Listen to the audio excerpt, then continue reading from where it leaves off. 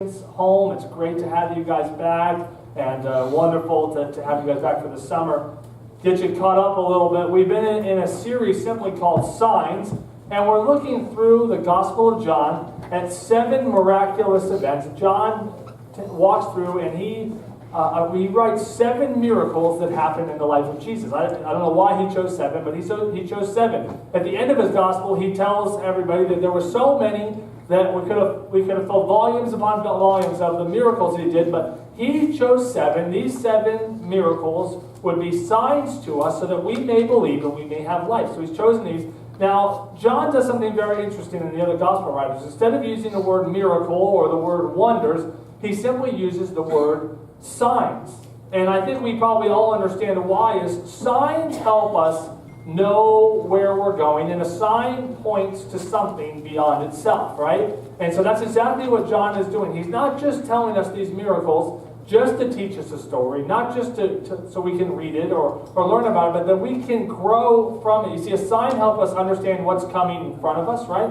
Sharp curve or whatever those things are. It can help us make the right decision, yield this way, wrong way. How many of you have had some wrong way stuff come up in your life, right? You turn down and you say, oh no, I'm in deep trouble here. I'm going the wrong way on a road. And so these signs, they help point to us and direct us on how to do this. And so far we've looked at 4 of the 7 miracles. I'm going to talk on the 5th today, but this is what we've learned, because these signs, they point to something else. We're supposed to learn something about Jesus. And this is what we've learned about him through these signs or these miracles. Miracle number 1 is the miracle of Jesus turning water into wine. It's a pretty famous miracle. Most people know this first. And this shows God's power over time, right? He has the ability to make wine in an instant. That's what takes place. Miracle number 2 is the healing of a nobleman's son. This shows God's power over space.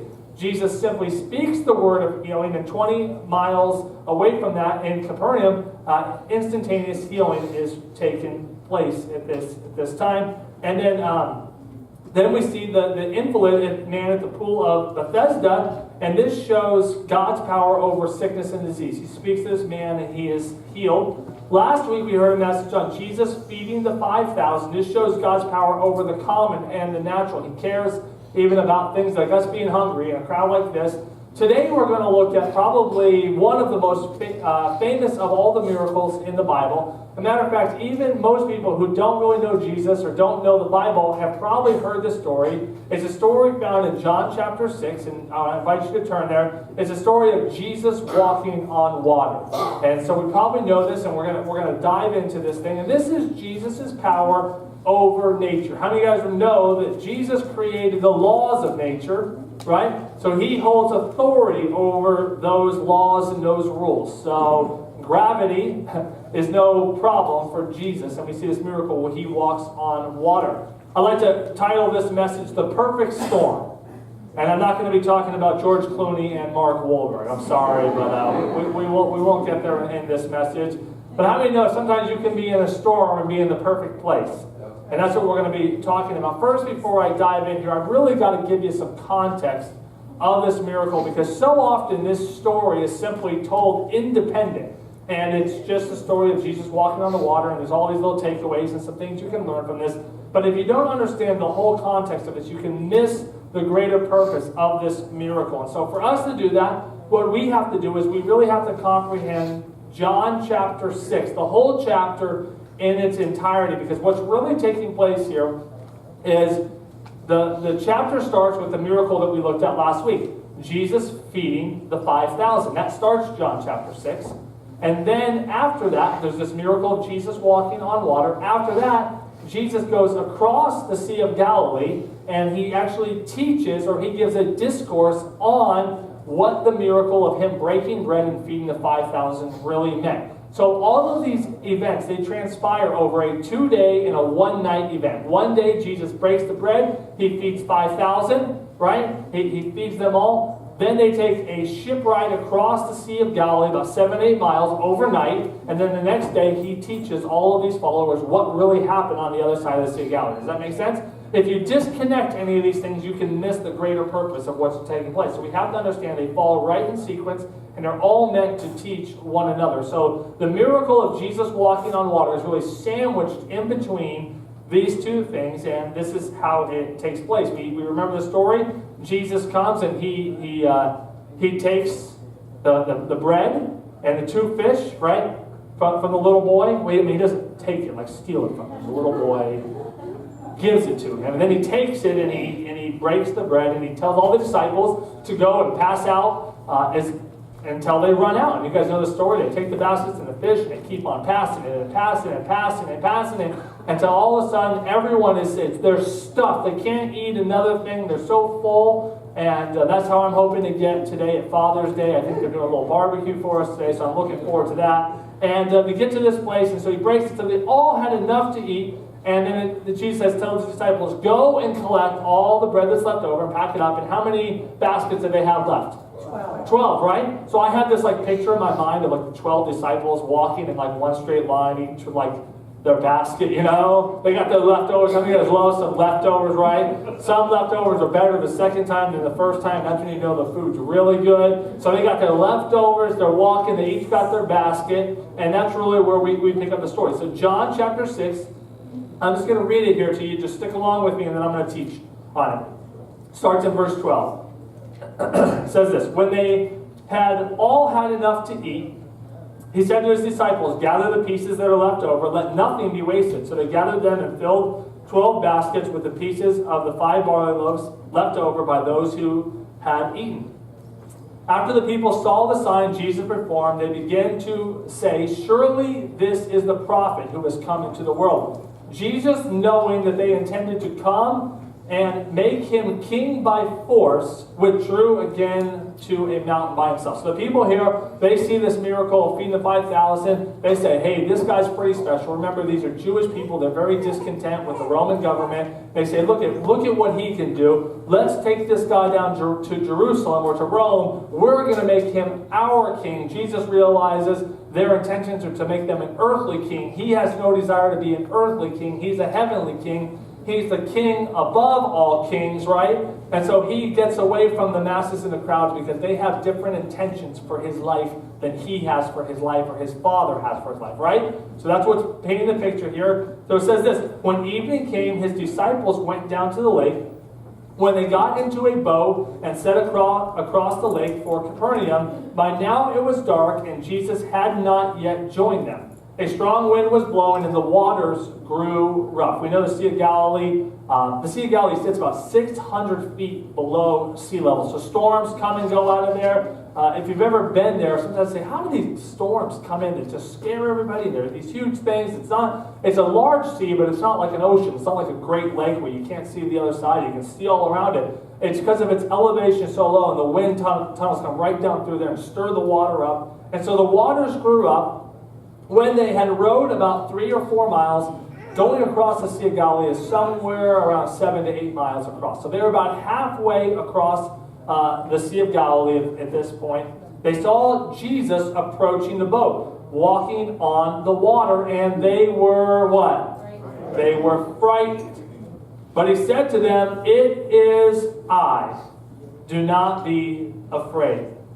Then they were willing to take him into the boat, and immediately the boat reached the shore where they were heading. Okay, so there's this crowd. Jesus says, gets away. He sends the disciples off. He says, I'll meet you on the other side.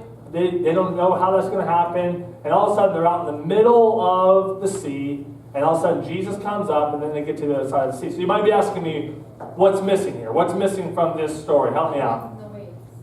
We're missing an event that took place in this thing. What happened? Peter, right? You guys are probably wondering what happened to Peter. We know there's this story where Jesus walks on the water and Peter gets out of the boat and he walks out and they see him and he sinks and he grabs him and he pulls him in. There's this whole event. So this is the same event that John is talking about. We see that account in Matthew and Mark, the thing of Peter. But remember what John's purposes are. Remember, he writes 7 distinct signs. And the person of all of these miracles is about Jesus.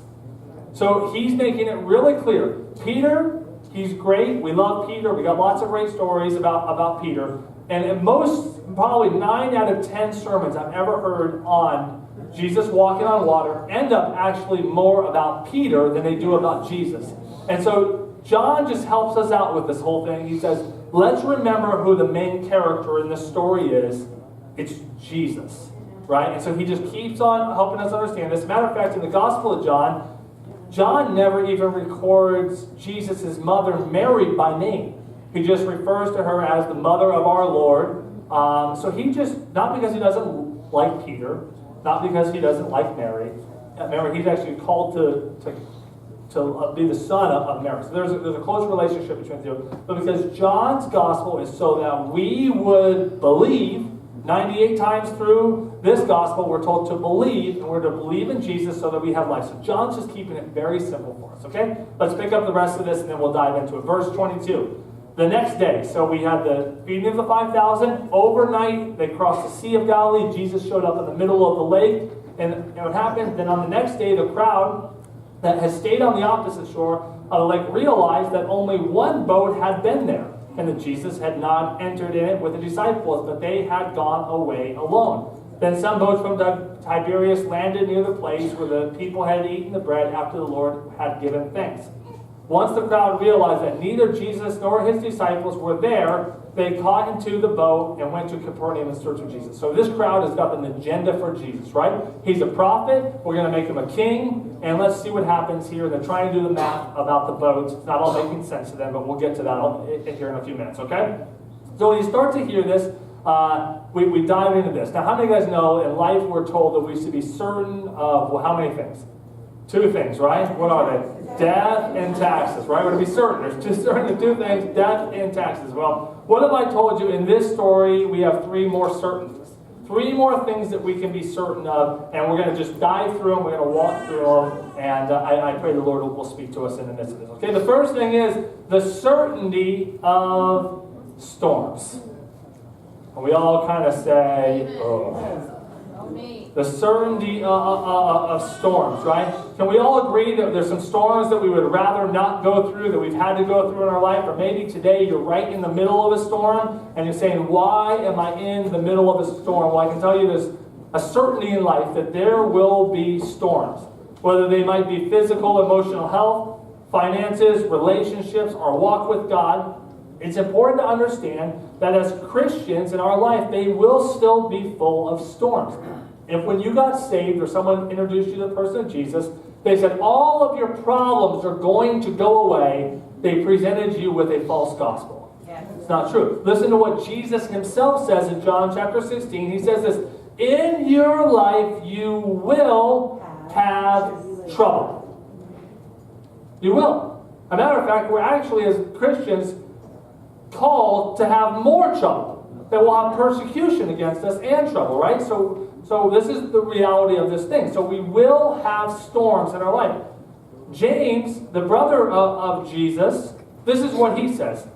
He takes it a step farther. He says, count it joy, my brothers, when you meet trials or storms of various kinds. So not only are you certain to have storms, when the storms in life come, you should have joy in them. Thank God for this storm. Thank God for this thing. Thank God for this difficulty, right? And we understand what storms, they're certain, they're multi-dimensional, and maybe today, perhaps you're right in the middle of a storm. I tell you what, you came to the perfect place today because God's got a great word for you here. I imagine that must have been what the disciples felt like at that moment. The day before, they see this incredible miracle of 5,000 men, probably more like 20,000 people altogether, men, women, children, being fed by 5 simple loaves of bread, 2 small fish. They even have a basket full left over for each of themselves that they take on the boat with them. So they see the miraculous right there with them. They each got their basket and they're in the middle of this boat. And they find themselves in the middle of the storm. And they say, how did we get here? They're probably beginning to ask themselves a lot of questions. Why is this happening? Why would Jesus allow this? Well, all that we've done is do exactly what he's told us to do. And here we find ourselves in the middle of this storm. And so often when we're facing the storms of life, we ask ourselves our questions because our storms turn our emotions into fears, right? And then all of a sudden our fears, they fuel doubt. It's just putting fuel on the fire. Hey, where is he? Why isn't he with me? We ask the hard questions of God. in those moments of storms. We begin to doubt God's plan, His purpose, His power over our life. But I want to tell you something. For us to understand the certainty of storms, we have to grasp something very important. You see, storms, they don't detract from God's power. Storms validate God's power. You with me? See, storms, we always think we're in the middle of a storm and say, man, where's God in the middle of this? What's really going on? And what we're unaware of is storms, they don't detract from God's power. They actually validate God's power. Remember, entering into this message, we said, what are all of these stories? All of these miracle stories have something in common. They all have a problem, right? Well, if you have a problem, you're in a great place for a miracle. Well, I want to tell you, if you find yourself in a storm, you put yourself in the perfect place for God to intervene, because storms don't detract from God's power. They're just a chance for Him to move in and work and validate His power in the midst of that. You with me? Look at what the Apostle Paul says about this in Romans 8:28. He says this, and we know that in what? In all things, all storms, everything we're going through, God works for the good of those who love Him and who have been called according to His purposes. So God wants to work in all things, in all storms. No matter what you might be facing, no matter what storm you're walking through, God is saying, I'm going to put the pieces of this puzzle together and I'm going to bring forth good. That's His plan in the midst of this. So God knew exactly what was going on, and as a matter of fact, He loaded them into the boat and sent them off into the storm. Now that'll make the theology get wrapped a little bit, right? He sends them into the storm. He sends them directly into the midst of the storm that He knows is going to come. But why does He do this? Because we have to understand something. Okay? There's things that God can only do in our lives in the middle of the storm. There's things that God wants to do in your heart and wants to do in your life, but they can only take place in the middle of the storm. You see, the safest place to be is in the will of God, even if it's in the middle of the storm. The safest place is always to be in the will of God, even if His will is the middle of the storm. And so Jesus sends them in there because He's trying to do something in their life more dramatic than they could ever understand. There's something that would take place in the middle of that storm, out on the boat, out in the middle of the Sea of Galilee, that could only take place in the middle of the Sea of Galilee. You with me? He was going to show them something here in this thing. And so He's working. So I want to tell you, there's not one storm that you'll ever walk through. There's not one circumstance that you'll ever walk through that God is not working in the midst of that for your good, because you are called according to His good purpose. So He's working in the midst. This isn't just a cliche that I came up with today to make us all feel better about our troubles. Okay? This is the reality of the Word. And so there's a certainty of life that there's going to be some storms. There's going to be some difficulties. There's some things that we walk by. But there's some other certainties that we have to look at. The second one is this: the certainty of His presence. So we might have storms, and we should be certain of it. In this life, you will have troubles. Okay? But we can be certain of His presence. Now, there's actually two different accounts in the Gospels that talk about the disciples being out on the Sea of Galilee and a storm coming up. One of them is here in John chapter 6, and one of them is Mark chapter 4. And they're taught throughout the Synoptic Gospels. Now, there's two distinct differences about the story. The story in Mark chapter 4, the disciples are out on the sea, and a storm. I'm not talking about a storm. I'm talking about a storm. Okay? Comes up, and these men are so fearful. Now remember, these are professional fishermen. They have spent their whole life on the Sea of Galilee. They know every current, they know every wave, they know this sea better than anybody. And a storm comes up, and they're terrified for their life. And at this occasion that we read about in Mark chapter 4, Jesus is on the boat with them, right? And He's down below, and what's Jesus doing? He's sleeping. Sound asleep, snoring, going away, and these disciples are scared for their life, and they go down and they say, Jesus, what in the world are you doing? And He gets up, He says, fear not. He walks up. He speaks to the wind and the sea and the waves, and they cease immediately. And the disciples say, what kind of man is this, that even he speaks to the sea and to the winds and it ceases? What kind of person is this? Who's down below? They're sleeping through a storm that's about ready to kill us, and then he comes up and he speaks to it and it's done. The question, what kind of man is this? Now, there's a second account of the disciples being on the sea and a storm rising up, right? That's this account we're looking at in June 6th. Now, there's a big difference between the two, okay? One story, Jesus is in the boat with them. The second account, Jesus leaves the disciples to go out and he's not with them anymore. What is Jesus trying to teach his disciples in this moment? What's really taking place here? He is trying to help them grasp what's taking place, that although Jesus isn't physically in the boat anymore, his presence will still be with them. He's teaching them something. He's saying, you need to understand something. Fear not. Okay? There is a day that I will be with you in the boat. He's physically there. But he knows that his time is beginning to draw near. And he will ascend into heaven. Matter of fact, this miracle is actually the last miracle of his ministry up at the Sea of Galilee. At this point, he's going to begin to move south towards Jerusalem, and then all the miracles begin to take place. So this is the end of his Galilean ministry. It's about the first 2 years of his ministry. The last year is spent down, really, at Mount of Olives, Jerusalem, down south, okay? So he's ending this thing, and he's saying, listen, you need to understand, there's a day I'm going to be with you. That's today. But there's going to be a day that I'm going to leave you, and I'm going to go away from you. I'm going to go into heaven. But you need to understand something. I will always be with you, certain of his presence. Listen to what Deuteronomy 31:6 says. Be strong and courageous. Do not be afraid or terrified because of them. For the Lord your God, he does what? He goes with you. He's out there on that boat with you. Although I didn't go with you physically, God is still with you. He will never leave you. He will never forsake you.